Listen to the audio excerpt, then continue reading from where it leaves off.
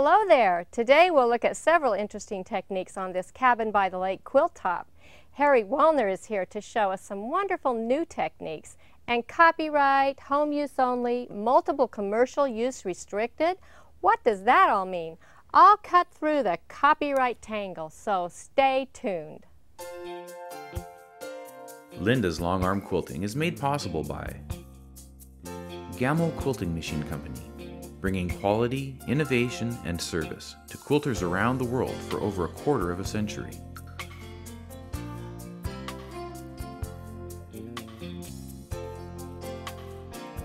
By YLI, making decorative threads that help you unleash your imagination. By Statler Stitcher, providing automation to enhance and expand your long arm quilting business. And by Hobbs Bonded Fibers.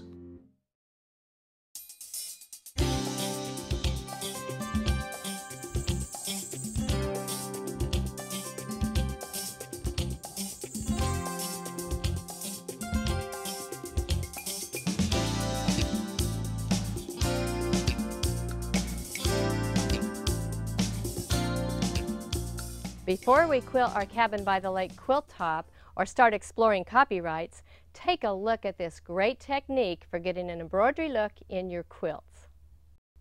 We're talking with Harry Wallner, who I've known you, Harry, for a long time and admired your work, and for the most part you've been sewing on your little home machine, and now I understand you have a long arm machine. What prompted you to get a long arm machine? Well, as comfortable as I am on my domestic machine, I really loved having this big canvas to look at, and I could draw more. I could do more drawing instead of just have such a small palette to work on, and I could get more expansive with my work. So it sounds like you're coming maybe from a more of an artistic point of view than pounding these out. So that must mean that you don't really do customer quilts. You just are doing this for your own No, fun. I have a hard time keeping up with my own work.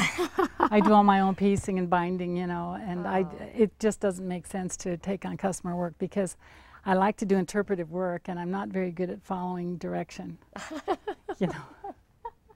Well, we're glad because you're a free speaker there and a free spirit. So you brought some beautiful quilts with you today, so let's take a look at those. Okay. This is Canterbury Tales. This was, I think, the third one I did on a long arm. This was a little baptism by fire because I had to get it done. This was on the cover of my second book, and this quilt had to get done, and that's what really prompted me to learn the long arm machine. And you know, Winston Churchill said, "Play for more than you can afford to lose, and you will learn the game." And that's what happened with this one. Oh, it's just stunning. It's a larger quilt. It's 82 by 82 with the applique border all the way around. And a good friend, Alice Wilhoit, helped applique the border because of the time pressures. I've seen this displayed at to shows, you know, in booths, different booths, and it always draws such a crowd, such a crowd. And then this one? This one is another very large quilt. It's a Texas Star. This is just one corner of it. It was actually pieced back in the 40s by my grandmother, and she used a variety of fabrics. What she had, there's some stretch fabrics in here that were just coming into vogue, and my aunt gave this to me, and I designed a quilting pattern for it. And so this is in every corner, and it's a great big Texas Star. This is 96 by 96. It's absolutely gorgeous, and of course these are both Trapunto work. Yes, they are. Yes. Yes. Yes. And this one I haven't seen a lot of. Is this a new one? Well, this is an adolescent. I haven't let it out of the house yet, you know. I'm working on it. It's almost finished, and it's not Trapuntoed as much. I leaned a little heavier on the drawing aspect that we were talking about earlier, rather than on the Trapunto. This one depends a little bit more on the drawing, and I call it cycle of life because the story of the birds all the way around goes from courtship to raising a family to watching the kids leave and flying their own flag. Those story quilts are even more special, I think, because they make a statement. And they're fun to do on the long arm because I get more canvas again to do the drawings with, you know. And we have another one over here. I didn't do any Trapunto on this, Linda. You know, this was a practice piece for me. I was feeling a little insecure about my abilities with the long arm, so I just threw some muslin. A play piece. Yeah, that's exactly what it was. And so I just threw some muslin on the machine, marked the center, because sometimes you can lose focus of where the center of the quilt is, and a line down the middle, and I just started drawing roses, and it just kind of worked toward the center. And then I thought, well, maybe it's a tree. And then when I did take it off the machine, I didn't know really how many flowers I had, because I had just been playing and rolling and playing. And when I took it off and I counted how many roses there were 12 of them. So I called it 1 dozen longarm roses. Oh, it's perfect. It's perfect. And I can see, you know, I have admired your work forever, and in my eyes you are the queen of the machine Trapunto. But I can see that you have a different technique on here with some extra stitching. Can you show us how you do that on the machine? Oh, sure. This is much closer to my pen and ink drawings. Oh. You know, so that's basically how I think about doing that kind of work. Okay, how do we start with that? Well, actually, it's a technique that you really can't go wrong with, because if you make a wrong line, if you stitch in the wrong place, just keep stitching until it's right. Well, that sounds good to me. That's why that's why there's several lines over all of the drawings. I'll just draw the thread up here, and I'm going to start stitching. And Linda, I'll just tell you now, I'll probably do some wrong lines on here. Okay. And then on purpose, I'm sure. Well, of course. Of course. Of course. And then so you're copying this little this little paper? Oh, well, I thought it might be more interesting for you if you saw what I had in mind. Oh, okay. So we can see what the final thing is going to be. I often just I freehand draw, but I thought maybe it'd be a little more interesting for you if you could see. Well, I think I might need something to look at. You know, and if you do, you know, if you can see, you can draw it. Oh. And if you can draw it, you can quilt it. Oh, it's that simple. I think I could. You know, now after I start here, I'm going to have to stop in just a minute to cut off my threads so that it doesn't confuse everybody, me particularly. Okay. Okay. So I'm just going to start drawing. And I like to do shading stitches, you know, to make it look like it's actually got some form to it. And when I'm doing this, I think, where is it that the light is not hitting? That's what will make this really a pretty drawing.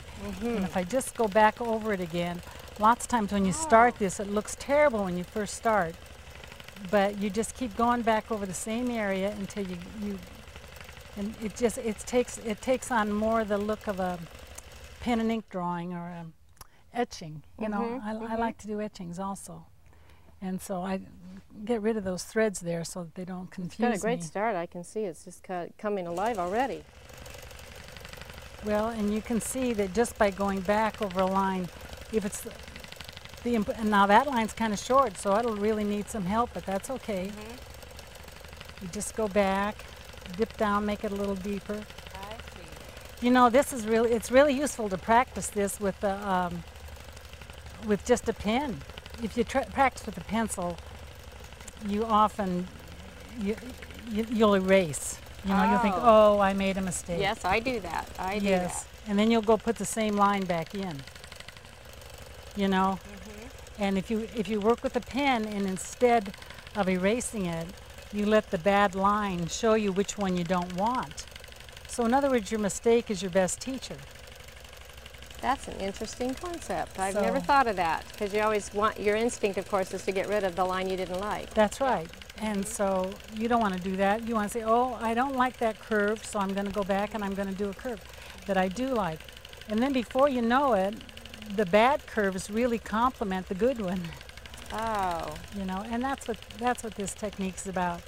So you can really relax. You know, one of the things that quilters don't do when they're quilting, they don't do it enough anyway, is breathe.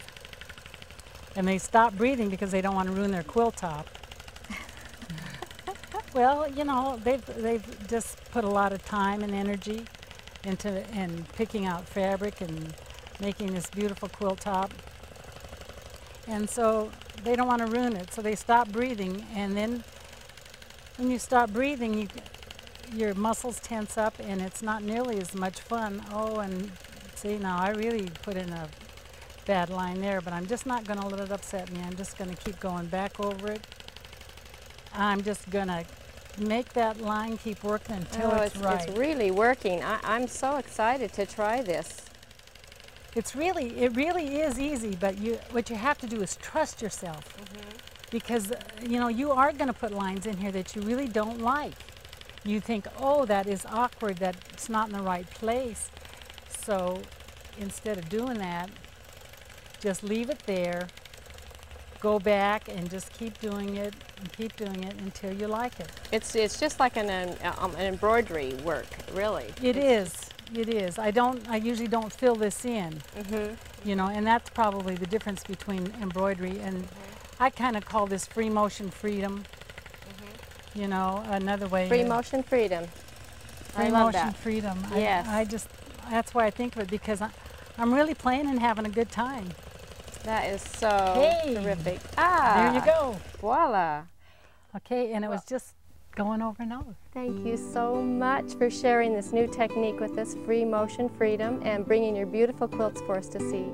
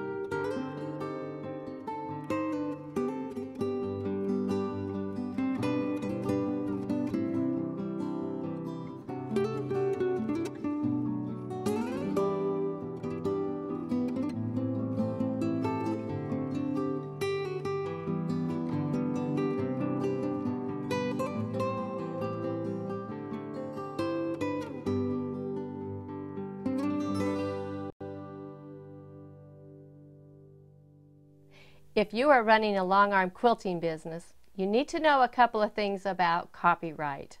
When you are quilting from a pattern, you are using someone else's work, and that work is generally copyrighted. This means that the creator has placed limits on how their pattern can be used and reproduced. If you make money from using someone else's patterns, you need to know what these limits are. To see what these limits are, check the copyright statement on the pattern. Most of them will let you use the pattern that you have purchased over and over for customer quilts. If the statement reads for home use, the customer must own the pattern. As a professional quilter, you might consider selling these patterns. Keep a collection available for customers to choose from.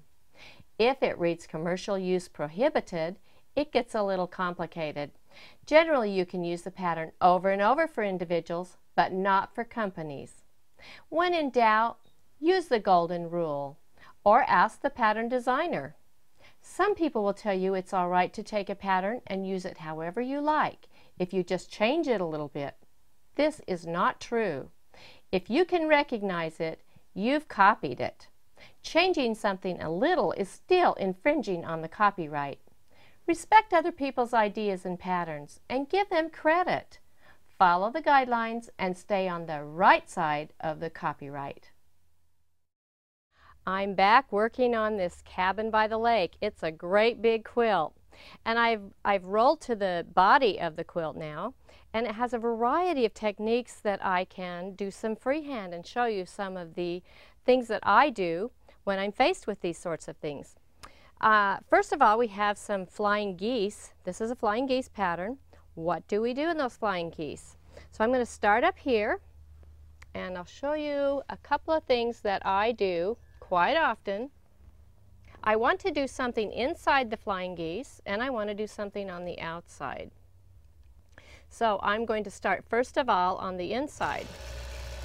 I come down like this, drop through, right through the middle of the point into the next flying geese. Now I did those two, so I'm going to come back as if I were coming back up. So you're actually putting almost a heart shape in the middle of each one. And that's lovely. It gives it a really good texture. Now for the outer part of that, I'm going to come to the middle and I'm going to do a wishbone design. And it looks like this.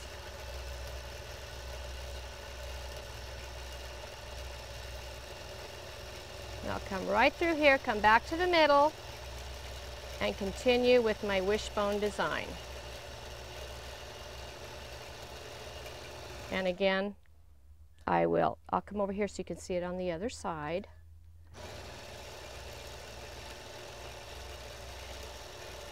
Now this is with a contrasting thread, of course, and with a thread that matches, it's even prettier, but it's gorgeous with contrasting. Really adds a lot of flavor to the quilt. I'll stop right there. So the whole quilt could be quilted like that. Let's do a couple of others and we'll do a different design. I'm just going to drag my thread because I can cut it later. Another easy thing to do, whoops, I can't cut it later. Let me get, there we go. That just goes to show you shouldn't drag your thread. There we go. We'll bring it up there. Here we go.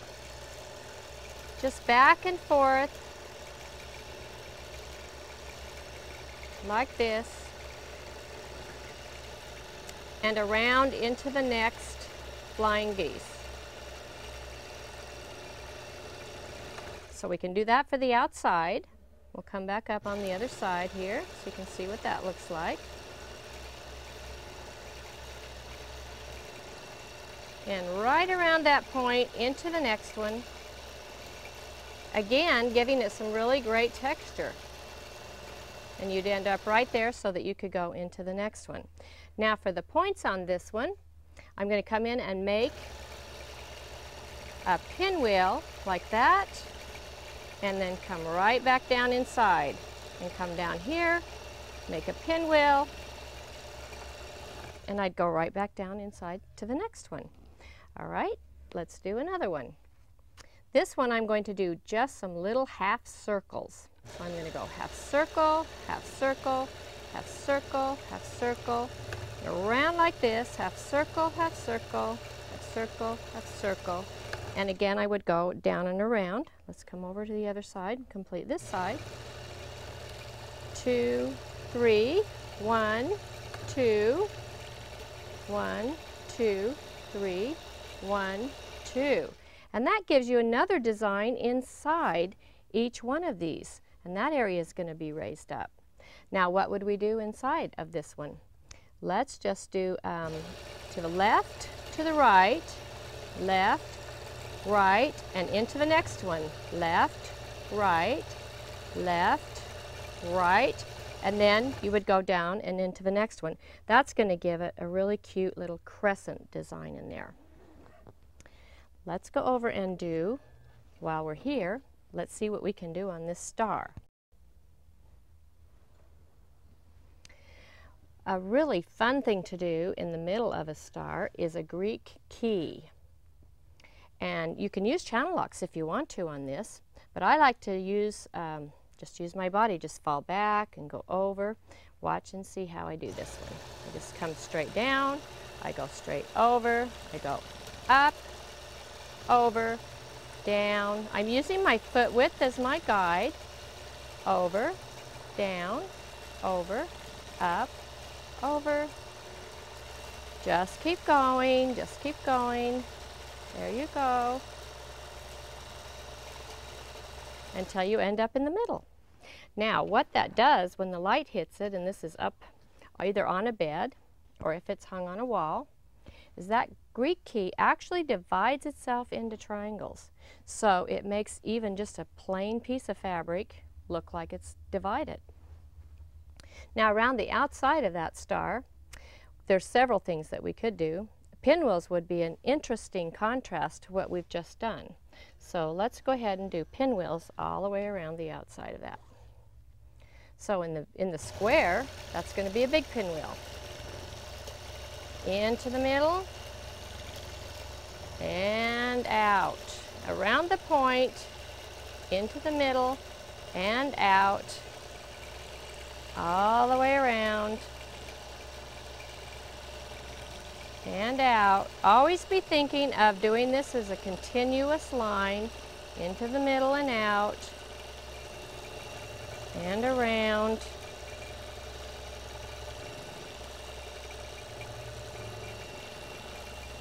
It's just so fun. I can't tell you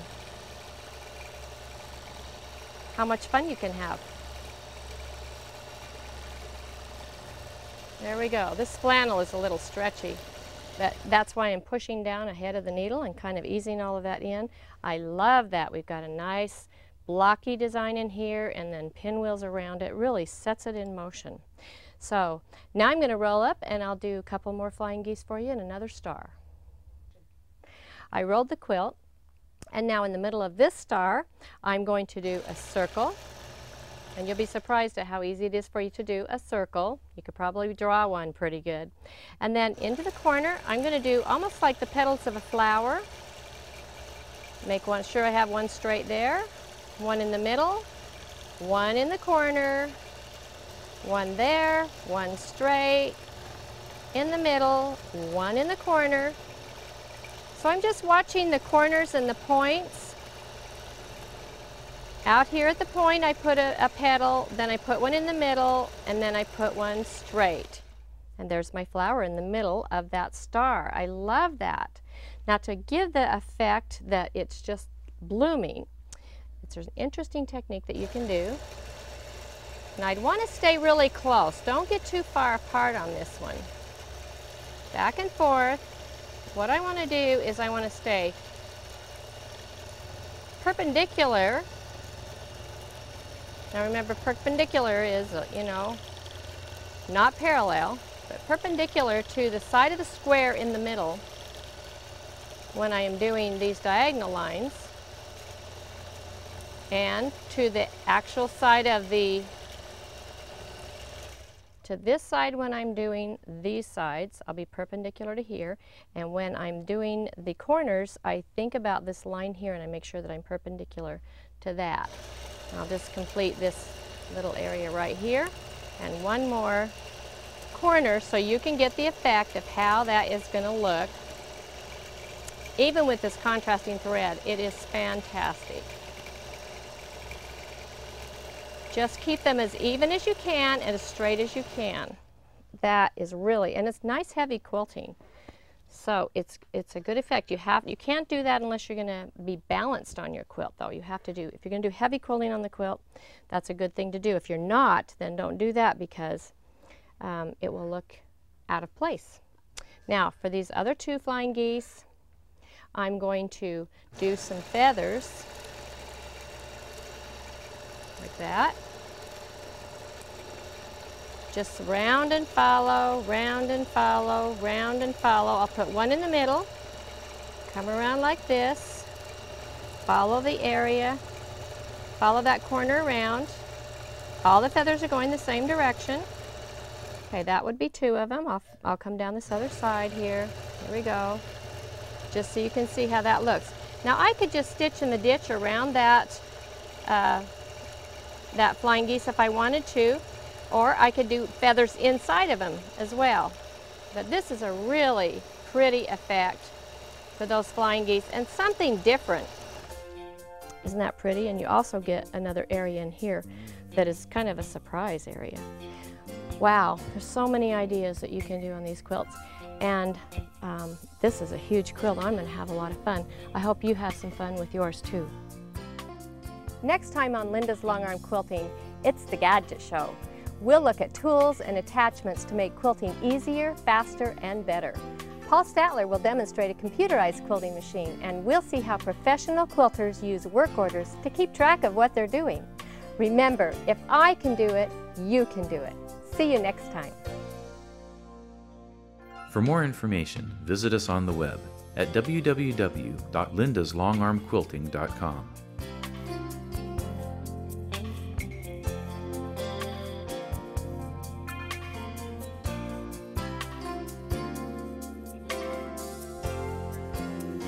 I'll cut through that copyright, so stay tuned. Oh, can't you dub that one word in?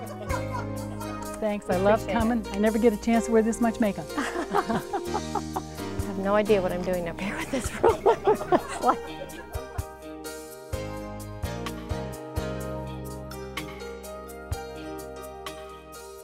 Linda's Longarm Quilting is made possible by Gamel Quilting Machine Company, bringing quality, innovation, and service to quilters around the world for over a quarter of a century.